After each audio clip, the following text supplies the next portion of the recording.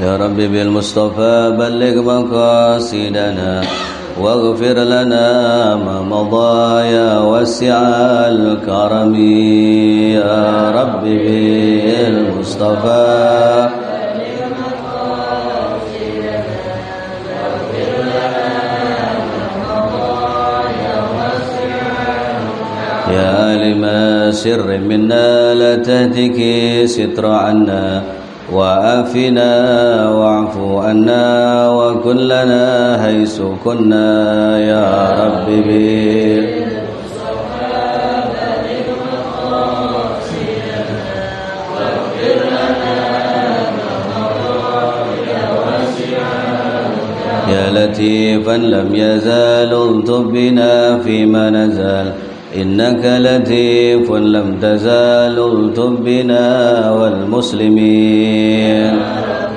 بالمصطفى بلغ مقاصدنا واغفر لنا ما مضى يا واسع الكرم يا لطيفا بخلقي يا عليما بخلقي يا خبيرا بخلقي الطف بنا يا لطيف يا عليم يا خبير يا رب بالمصطفى بلغ مقاصدنا واغفر لنا ما مضى يا واسع الكرم اللهم صل وسلم وبارك عليه وعلى آله. الفاتحة بالقبول وتمام كل سور وأمور وإلى حضرة الرسول سيدنا محمد صلى الله عليه وسلم. الفاتحة. أعوذ بالله من الشيطان الرجيم. بسم الله الرحمن الرحيم. الحمد لله رب العالمين الرحمن الرحيم مالك يوم الدين إياك نعبد وإياك نستعين اهدنا الصراط المستقيم صراط الذين أنعمت عليهم غير المغضوب عليهم ولا الضالين آمين. Bismillahirrahmanirrahim. Assalamualaikum warahmatullahi wabarakatuh.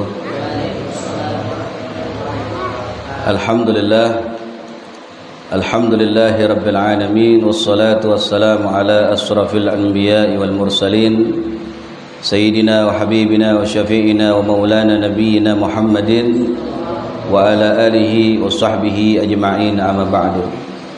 فإن أصدق الحديث كتاب الله وخير الحديث هدي سيدنا محمد صلى الله عليه وسلم وشر الأمور محدثاتها وكل محدثة بدعة وكل بدعة ضلالة وكل ضلالة في النار. بالسند المتصلين إلى الإمام مؤلف رحمه الله تعالى وأدام نفع به وبعلومه في الدارين آمين.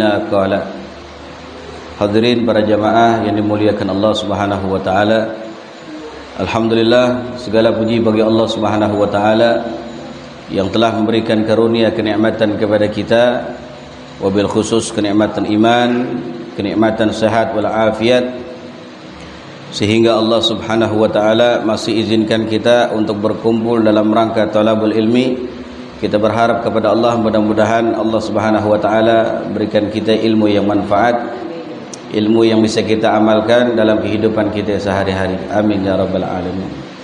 Salawat teriring salam mari sama-sama kita panjatkan kepada manusia yang termulia, baginda Nabi besar kita Nabi Muhammad sallallahu alaihi wasallam. Kita haturkan salawat teriring salam kepada keluarga dan para sahabatnya.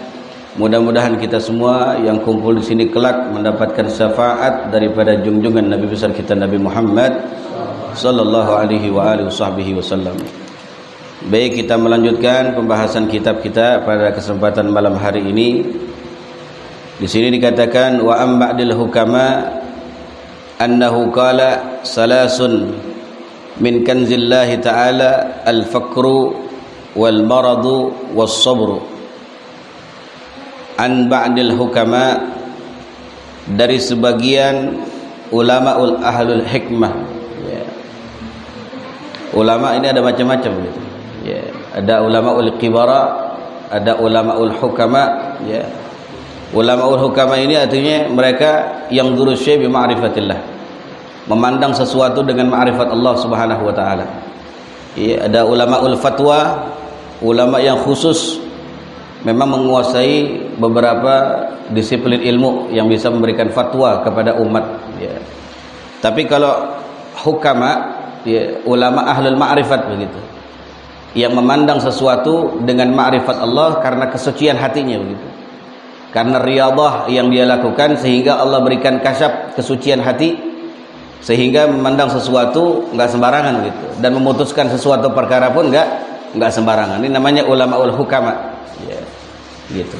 Bahasanya kita tahu gitu, kalau ngobrol sama beliau nih, kita tahu, beliau tahu nih, bisa tahu gitu apa yang kita rasakan gitu. Namanya ma'rifat, ya, yang zuru syai' bi ma'rifatillah, memandang sesuatu dengan ma'rifat Allah Subhanahu wa taala. Disebut dengan ulama kasyaf, ya, ulama kasyaf. Ulama ini masuk ke dalam golongan ulama khas. Ya, ada orang-orang khas. Nah, ini khasais ini, ya, ulama ini ulamaul hukama gitu. Derajatnya ada yang saleh sampai derajatnya kepada kewalian begitu. Namanya ulamaul hukama gitu. Ya, banyak ulama-ulama kita yang mendapatkan, yang masuk dalam golongan hukama banyak gitu. Ada juga yang masuk dalam golongan ashabul fatwa, ulamaul fatwa dan ulamaul hukama. Ada yang juga memang cuman sekedar ulamaul fatwa, nggak masuk pada masuk ke kategori ulamaul hukama, enggak. Tapi ada juga yang ulama, ya, apa namanya, menguasai ilmu syariat, juga memiliki pandangan batin yang begitu tajam begitu, ya, gitu. Nah, sebagian ulama-ulama ahlul hikmah, mereka memberikan wasiat nasihat kepada kita, salasatun min kanzillahi ta'ala, 3 macam yang termasuk gudang Allah Ta'ala. Yang pertama al-fakru, yaitu kefakiran, wal maradu, yaitu sakit, was sabru, dan kesabaran, yeah. Jadi 3 macam yang termasuk daripada gudangnya Allah Ta'ala. Maksudnya gudangnya di sini apa? Adalah tempat penyimpanan pahala dari Allah Subhanahu wa Ta'ala. Jadi Allah ini punya gudang gitu, yang isinya pahala. Allah punya gudang yang isinya pahala. Nah, gudang Allah Subhanahu wa Ta'ala ini ada pada 3 macam manusia. 3 macam manusia. Yang pertama al-fakru, yaitu fuqara, orang fakir gitu, ya. Fakir atau miskin, parah mana dia? Lebih rendah mana? Antara fakir sama miskin? Fakir gitu, ya. Miskin masih ada penghasilan, tapi nggak sesuai dengan budget harian begitu. Tapi kalau fakir nggak ada penghasilan, mau makan aja bingung gitu. Itu fakir gitu. Ya, ternyata fuqara, ya, orang-orang fakir ini termasuk daripada gudang pahalanya Allah Subhanahu wa Ta'ala. Ya. Jadi kalau kita jadi orang fakir, umpama, ya, tetangga kita atau ada saudara kita yang fakir, jangan ngeluh begitu. Jangan ngeluh, jangan sedih begitu. Sebab selama dia sabar dengan kefakirannya begitu, selama dia sabar dengan kesusahannya dalam hidup gitu, ya. Orang lain mampu beli ini, dia gak mampu gitu.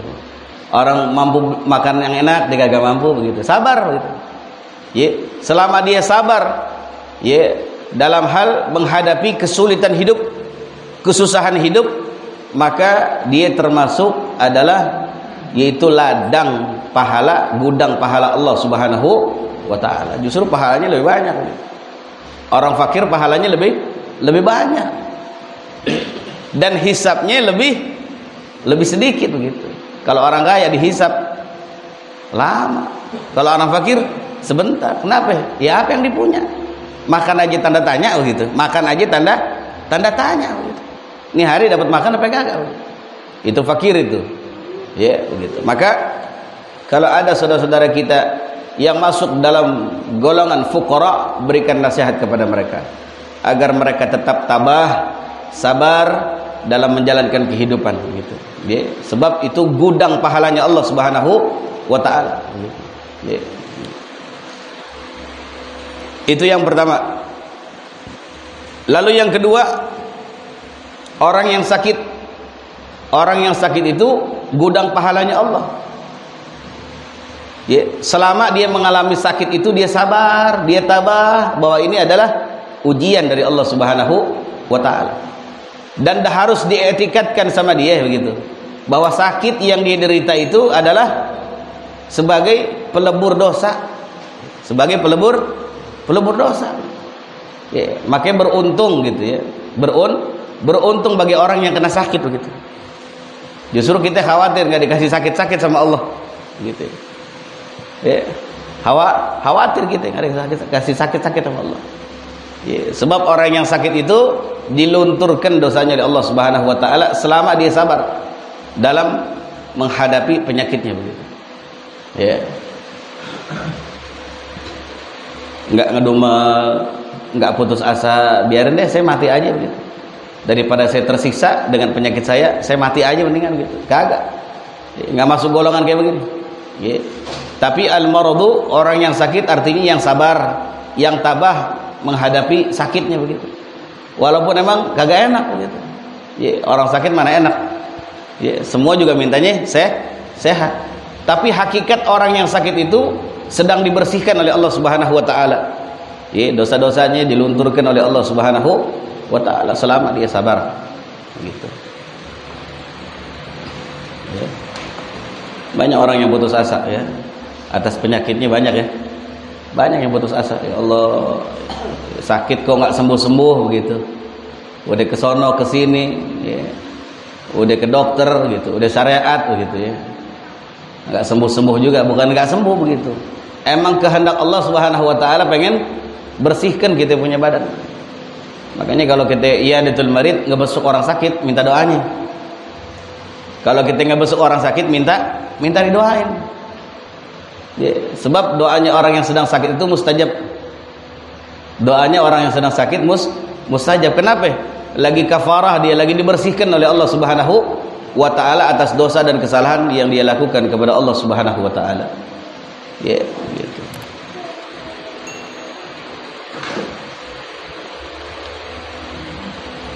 Dan yang ketiga, gudangnya Allah Subhanahu wa taala adalah sabar. Ya.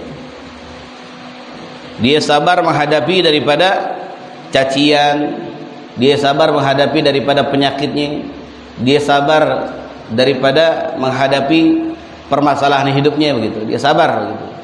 Kalau nggak sabar begini, nggak ada jalan lain. Hidup kita begitu. Ya. Kadang ada masalah, kadang kagak begitu. Saat kita lagi punya masalah, ya sabar. Wasta'inu bis sabri was shalah. Jadikan salat dan sabar sebagai penolong kita. Makanya saat kita lagi punya masalah, jangan mikir gitu. Kebiasaan kita begitu ya. Kalau lagi punya masalah, yang pertama kita lakukan mikir. Nah, itu cara yang salah gitu. Kalau kita lagi dihadapkan sama permasalahan, jangan mikir yang pertama, tapi salat. Salat yang kita lakukan. Saat kita habis salat dikasih nanti jalan oleh Allah Subhanahu wa taala gitu. Sabar gitu ya. Sabar kita ngadepin hidup kayak begini. Sabar dalam taat. Ya. Enggak enak kita bangun subuh lagi enak-enaknya tidur gitu. Disuruh salat sama Allah. Enggak enak. Sabar kita dalam taat. Ya, gitu.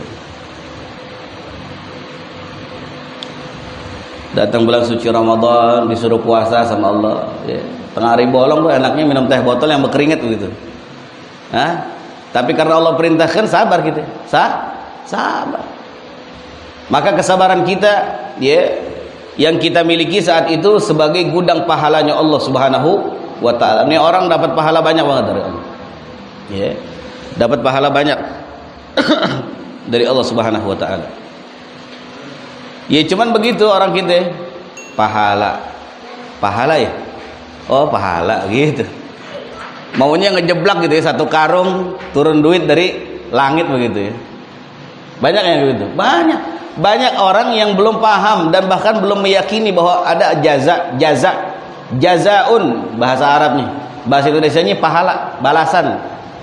Banyak orang yang mungkin kadang meyakini, kadang kendor juga. Pahala ya. Oh ya pahala. Gue bukan butuh pahala, butuh duit begitu. Ya, bukan butuh pahala, butuh duit. Dia gak tahu pahala Allah lebih istimewa daripada duit yang kita dapat begitu. Kalau pahala bisa semuanya begitu. Bisa kesehatan, bisa keberkahan hidup, ya, berkah umur, dilindungi dari segala bentuk musibah, bencana dan bahala. Itu jaza, itu pahala dari Allah Subhanahu wa taala. Itu rezeki, dimudahkan segala urusan kita. Mata kita masih bisa melihat, itu pahala, itu nikmat dari Allah Subhanahu wa taala. Ya, cuman sekarang begitu, orang masih belum meyakinkan dengan jaza, masih belum yakin dengan pahala begitu. Memang pahala ini sifatnya abstrak, betul gak? Coba kalau nggak sifatnya abstrak, ya, gitu. Kalau sholat di musola Al-Istiqomah di saf pertama, sholat subuh, ya, dapat mobil apa namanya, Pajero gitu. Kira-kira ramai gak musola Al-Istiqomah? Ramai. Marbotnya bisa diburu-uber gara-gara minta kunci doang. Gue pengen duluan, pengen di saf pertama. Kenapa? Pajero gitu. Ya. Selama 40 hari dijaga jamaahnya. Ya, 5 waktu, Johor jamaah, asar jamaah, maghrib jamaah, isya jamaah, subuh jamaah. Ya, dapat Lamborghini. Kira-kira ramai gak musola? Oh ramai. Kenapa? Lamborghini begitu. Ya, kalau sekarang kan begitu. Oh pahala ya. Oh pahala ya. Iya pahala. Oh pahala ya. Jadi orang yang nggak meyakini adanya pahala, nggak meyakini adanya kehidupan akhirat. Ya. Sebab pahala ini bakal kita raih nanti kelak di yaumul akhir. Di yaumil mizan, saat kita ditimbang oleh Allah Subhanahu wa taala, mana yang lebih berat? Ya, pahala kita apa dosa kita begitu. Kalau yang lebih berat pahala kita, dapat tuh kitab di tangan sebelah kanan, tiket masuk ke dalam surganya Allah Subhanahu wa taala. Ya, kalau dosanya lebih berat daripada pahala, dapat tiket dia, dapat buku dari Allah. Ya, di tangan sebelah kiri itu tiket masuk ke dalam neraka jahanamnya Allah Subhanahu wa taala. Ya, memang susah gitu untuk meyakini pahala tuh. Susah. Ya. Makanya ya seperti itu. Jadi 3 hal inilah, ya, kefakiran adalah apa namanya, gudang pahala Allah Subhanahu wa taala. Kalau udah gudang, ya, saya mau ngontrak tempat dong, buat apaan? Buat gudang. Kira-kira kecil apa gede? Kecil apa gede kira-kira? Oh pasti nyari yang gede begitu. Nggak ada gudang kecil, bukan gudang tuh namanya. Kalau kecil ya, saya pengen naruh barang-barang gitu. Kalau bisa mah gudang begitu. Pasti gede tuh rata-rata gudang tuh. Ya, maka pahalanya bagi orang yang fakir, ya, gudang pahalanya Allah Subhanahu wa taala. Jangan bersedih, ya. Jangan nelangsa begitu. Jangan putus asa jadi orang fakir, dapat pahala. Gudang pahalanya Allah Subhanahu wa ta'ala. Enggak di sini, nanti di akhirat dapat. Dan yang kedua yaitu marad, sakit. Ya, sabar saat kita merasakan sakit gitu, ya. Bahwa sakit ini adalah kita yakini sebagai penebus dosa kita kepada Allah Subhanahu wa ta'ala. Harus yakin gitu. Apa sih orang yang pengen sakit? Enggak ada begitu yang pengen sakit. Ya. Tapi kalau aulia wassalihin, kalau dia dapat penyakit, nggak buru-buru minta sembuh sama Allah, nggak buru-buru minta sembuh sama Allah. Biarin dia nikmatin dulu. Dia pengen dosanya dihapuskan oleh Allah Subhanahu wa taala, asbab penyakit yang dia rasakan gitu. Ya. Gitu. Kalau kita kan buru-buru langsung, buru-buru ke dokter, buru-buru minum obat begitu. Ya magamnya beda kita sama mereka. Dan yang terakhir ketiga adalah gudang pahalanya Allah Subhanahu wa taala adalah kesabaran. Sering orang banyak tanya tuh, sabar ada batasnya? Bukan sabar ada batasnya sebenarnya. Bukan sabar juga nggak ada batasnya. Tapi sabar itu sesuai dengan kadar keimanan kita kepada Allah. Makin mantap dia imannya, ya, iman itu bisa mantap karena ibadah. Makin banyak dia ibadah kepada Allah, makin mantap imannya, makin mantap juga sabarnya begitu. Ya. Jadi sabar itu nggak ada batasnya. Dan sabar juga nggak terbatas begitu. Ya, jadi sabar itu sesuai dengan kadar kekuatan iman kita. Kalau iman kita kuat, sabar deh. Sabar. Ya.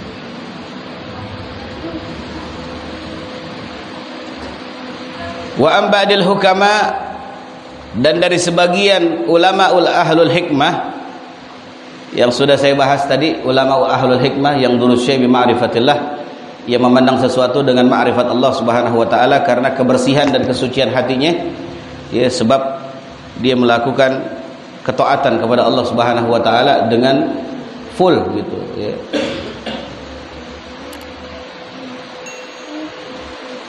Annahu qala, berkata, idza aradallahu bi'abdin khairan faqahahu fid din. Apabila Allah Subhanahu wa taala menghendaki seorang hambanya menjadi orang yang baik, faqaha fid din, maka akan diberikan pemahaman tentang ilmu agama. Ya. Kalau kita pengen dijadiin sama Allah jadi orang yang baik, dikasih paham akan ilmu agama. Tapi kalau kita ngaji gak paham-paham, nah, ini Allah belum nentuin kita jadi orang baik. Bisa jadi karena kebaikan itu, ketentuan Allah itu terjerat dengan niat kita yang salah gitu. Dengan niat kita yang salah. Makanya duduk di majelis itu niatnya mesti lempeng, kudu lempeng gitu. Jangan cuma sekedar ntar nggak enak sama Bang Awi kalau saya nggak hadir gitu ya. Ngaji ntar nggak enak sama Bang Awi gitu. Ngaji takut ntar jadi omongan aneh kalau gak ngaji begitu. Hadir ke majelis rame begitu. Hadir ke majelis nggak ada kegiatan, daripada kosong di rumah nggak ngapa-ngapain, mendingan ngaji. Ya, dirubah niatnya. Ya. Niatin kita duduk di majelis itu pertama karena Allah. Yang kedua karena kita pengen menghilangkan kebodohan dari diri kita gitu. Biar kita tahu. Dari yang nggak tahu jadi tahu, begitu niatnya. Ya. Gitu. Mengharap ridha Allah, mengharap berkah Allah, rahmat Allah, dan juga menghilangkan kebodohan, ketidaktahuan kita. Biar jadi tahu, oh jadi begini gitu. Maka Allah pasti akan menjadikan kita sebagai orang yang baik. Ya. Kalau Allah tentukan kita jadi orang yang baik, dikasih paham kita akan ilmu agama. Walaupun ngaji cuma 10 menit, dikasih paham sama Allah. Nggak kudu berjam-jam begitu, dikasih paham sama Allah. Ya. Makanya saya punya guru, Allahu yarhamu Alim Syafi'i Hadzami. Setiap beliau mengucapkan makalah, pasti makalah itu bisa terhafal sampai puluhan tahun gitu. Ya. Saya pernah ngaji kitab Risalatul Qusairiyah, Induk Tasawuf, Imam Qusairi. Saya nggak punya kitab karena kita belum mampu begitu beli kitabnya ya. Karena saya belum mampu beli kitabnya gitu. Kitabnya agak mahal juga. Namanya kitab Risalatul Qusairiyah begitu. Tapi saat beliau mengucapkan satu nazam, satu maqalah ulama, ya Imam Qusairi, beliau mengatakan tagabbara ala man tagabbara fahuwa tawadu. Itu dari mulai saya ngaji sampai sekarang itu ingat. Ya. Itu ingat. Takabbara ala man takabbara fahuwa tawadu. Berbuat sombong di hadapan orang-orang yang sombong terhadap agama, fahuwa tawadu, maka itu termasuk bagian sifat tawadu. Sombong tapi tawadu, bisa begitu. Iya. Kita berbuat sombong kepada orang yang telah sombong dalam hal agama, tawadu gitu. Ya, dia sombong, dia menghina-hina Islam karena dia punya kedudukan, dia punya kekayaan, seenaknya ngomong begitu, ngerendahin anak yatim, ngerendahin jamaah yang sholat, ngerendahin orang yang ngaji, kan sombong tuh. Lawan pakai apa? Kesombongan lagi. Fahuwa tawadu, maka itu termasuk sifat tawadu. Malah itu sifat tawadu gitu. Tapi nggak boleh kita sekonyong-konyong takabur sama orang, nggak boleh. Ya, kalau kita lihat ada orang gitu takabur, sombong, ya, anak yatim disepelein, orang fakir disepelein, dihina-hina, dicela-cela karena kesombongan harta yang dia miliki, takabur, sombongin di depan dia, nggak apa-apa. Itu sifat tawadhu. Ya, begitu. Ya, jadi begitu. Kalau Allah Subhanahu wa taala ingin menentukan kita menjadi orang yang baik, pasti kita diberikan pemahaman ilmu agama.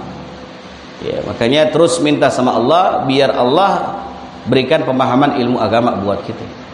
Yang penting tadi tuh modalnya satu, niatnya lurusin dulu gitu.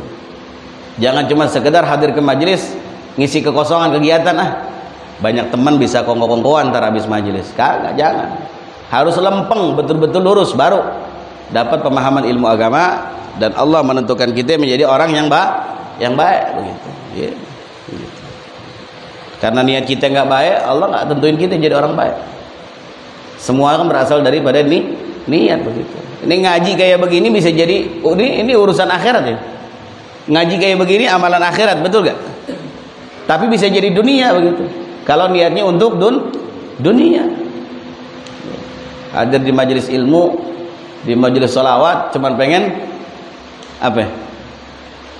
Gaya-gayaan gitu. Gaya-gayaan. Ya, hadir ke majelis cuman pengen gaya-gayaan. Apalagi ada akhwatnya. Cuman pengen ngelirik akhwat doang. Nyari jodoh, ajang cari jodoh, nggak dapat apa-apa. Boro-boro pemahaman. Ya, boro-boro pemahaman. Jadi urusan akhirat bisa jadi dunia tuh gara-gara niat yang salah gitu. Ya. Ini minum ini dunia. Makan itu hal yang mubah dalam hukum fikih. Mandi itu hal yang mubah. Mubah apa? Dikerjakan atau ditinggalkan tidak mendapatkan pahala dan tidak mendapatkan dosa. Tapi yang mubah itu bisa berubah menjadi hal yang berpahala kalau niatnya kita niatin karena Allah Subhanahu wa taala. Saya makan. Ya, kita makan tuh hal yang mubah gitu. Ya. Tapi kita awali dengan baca bismillahirrahmanirrahim. Allahumma barik lana fima razaqtana wa qina adzabannar. Dapat pahala gak kira-kira? Makan kita jadi ibadah begitu.